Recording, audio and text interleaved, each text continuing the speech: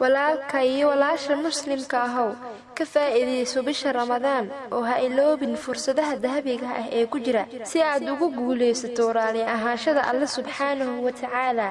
iyo jannada barwaaqada badan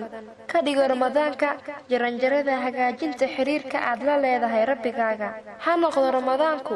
bisha aad joojiso dhammaan waxyaabaha aan kuugu habooneen sida xumaha macaasida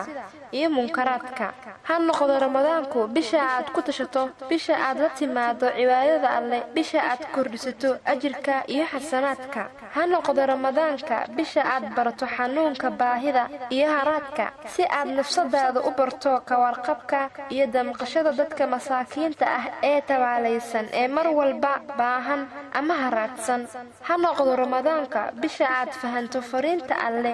oo aad akhriso una eegto si qoto dheer يعني كنت تدبرتو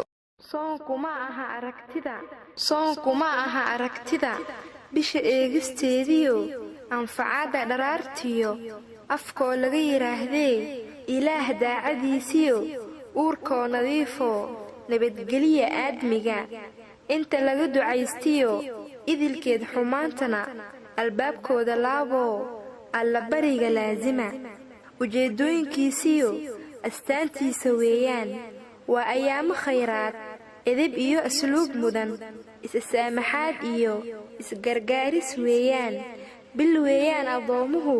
laga xiro ibliisko oraahda tiraahdana aqbalaya mawluhu ilaahowna gaarsii ajirkiisana nasii